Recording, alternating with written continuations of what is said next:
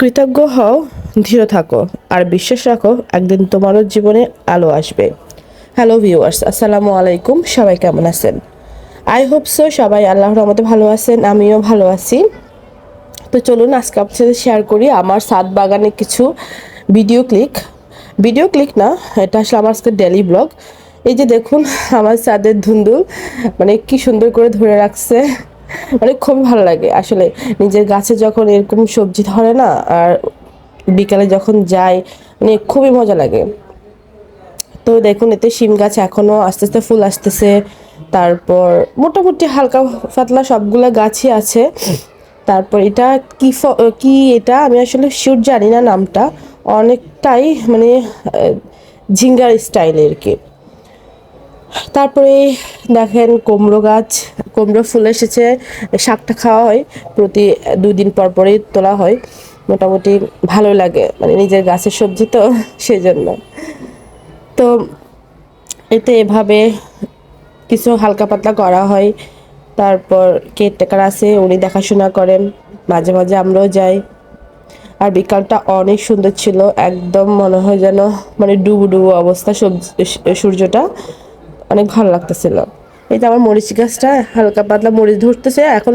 অনেক যেগুলো বড় হয়েছিল ওগুলো আমি তুলে ফেলছি, এখন আর ছোট ছোট এগুলো আছে, আর 2 দিন পর তুলতে পারবো। তো চলুন আপনার সাথে একটা জিনিস শেয়ার করি। মানে আমি আমার অভিজ্ঞতা থেকে বলতেছি আর কি, যে জীবনে আসলে কঠিন সময় আসতে পারে বা আসে। তো আমরা এটাকে যদি সহজভাবে নেওয়ার চেষ্টা করি তাহলে এটা অনেক সহজ হয়ে যায়। কখনো যদি আসলে মনে হয় যে জীবন অনেক কঠিন, তখন আমাদের আসলে বাইরের দিকে তাকিয়ে দেখা উচিত, পৃথিবীর দিকে। যে কেউ হয়তো প্রতিদিন না খেয়ে ঘুমায়, কেউ আবার জীবনের জন্য লড়ছে।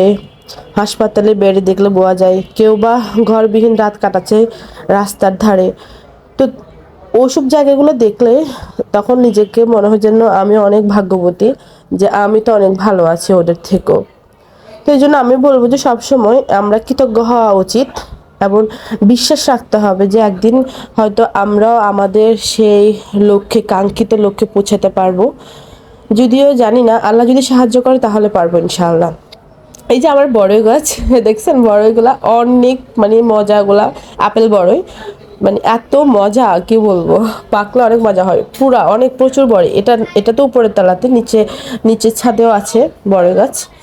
তারপর এই যে এটা বিষের জন্য রাখছি ধুন্দুলটা। এই তখন থেকে আমি বকবক করে যাচ্ছি আপনাদেরকে। তো আসলে ভালো, এই যে সরিষা পাতা, মানে আমার অনেক ভালো লাগতেছে, ছাদে এসে আমার অনেক ভালো লাগতেছিল। পরে ভাবলাম যে কি না, আমিও আপু ভাইদের সাথে আমার গাছের, আমার ছাদের ভিডিওটা শেয়ার করি। যাই হোক, জীবনে আসলে এই টুকিটাকি জিনিসগুলো করে আমরা মানে আনন্দ উপভোগ করতে চেষ্টা করি। ভালো থাকার জন্য কোনো রিজন লাগে না, কারণ ভালো নিজেকে রাখতে চেষ্টা করলে ভালো থাকা যায়। যাই হোক, অনেক বকবক করলাম। এই যে আমার করল্লা গাছ, তিত করল্লা গাছ দেখছেন কি সুন্দর ধরে আছে, মাশাল্লাহ বলবেন কিন্তু সবাই। যাই হোক, সবাইকে আল্লাহ হাফেজ, সবাই ভালো থাকবেন, আর আমার জন্য দোয়া করবেন। আমিও আপনাদের জন্য দোয়া করি সবাই যেন ভালো থাকে। যদি আমার ভিডিওগুলো ভালো লেগে থাকে তাহলে লাইক কমেন্ট শেয়ার করে পাশে থাকবেন। ধন্যবাদ সবাইকে।